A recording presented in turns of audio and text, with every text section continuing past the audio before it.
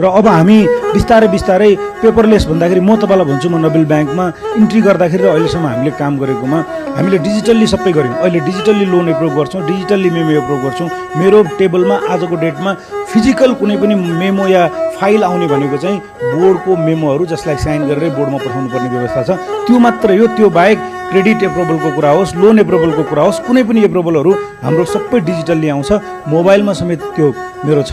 म जहाँ हिँड्दै गर्दाखेरि पनि कुनै जाँदैछु भने बाटोमा पनि म टक टक टक टक एप्रुभ गर्न सक्छु। मेरो अफिसको टेबलमा आउन्जेल मेरो आज स्टाफले कुर्नु पर्दैन। र 1 वर्षमा 4 करोड रुपियाँभन्दा बढी त हामीले पेपरको प्रिन्टिङ कस्ट मात्रै पनि घटायौँ। र त्यो अझ इङ्क र कार्टेजहरूको गर्नुभयो भने 1.5 करोड रुपियाँ अरू थप हुन्छ भने 5.5 करोड रुपियाँ एनुअल सेभिङ चाहिँ हामीले त्यो प्रिन्टिङ कस्टमा हामीले गऱ्यौँ। र सर्भिस इफिसियन्ट यति भयो कि कहिले हतार भयो भने दाइ कता अझ त बाहिर हुनु रहेछ भन्छ, हो म बाहिर छु दाइ, एउटा क्रेडिट मेमो आइरहेको छ, क्विक मेमो आइरहेको छ, इमिडिएटली गरिदिनु पऱ्यो भने ल प्लिज भने टक टक म हेर्छु, सबै इन्फर्मेसन आउँछ गर्छु। र मेरो बोर्ड पनि आज जसरी सञ्चालन हुन्छ, आज मेरो बोर्डमा पनि फिजिकल डकुमेन्टहरू केही पनि जाँदैन। बोर्ड प्याक भन्ने एउटा एप्लिकेसन छ, त्यो एप्लिकेसनमा हामीले सबै डकुमेन्टहरू अपलोड गरिदिन्छौँ। उहाँले हेर्नुहुन्छ, त्यसमा मार्क गर्न सक्नुहुन्छ, कमेन्ट लेख्न सक्नुहुन्छ र त्यो पर्मानेन्ट रेकर्डको रूपमा रहन्छ। र भोलि कसैले मेरो फाइल त कहाँ हरायो, कुन बोर्डमा के राखेको थियो जरुरी छैन, कुन डेटमा, कुन बोर्डमा, कुन मेमोमा उहाँको के कमेन्ट थियो र कुन मेमोमा के फाइलमा उहाँले साइन गर्नुभएको थियो भन्ने कुरा उहाँले जहिले हेर्न पनि सक्नुहुन्छ र म्यानेजमेन्टले पनि रिभ्यू गर्न सक्छ। भने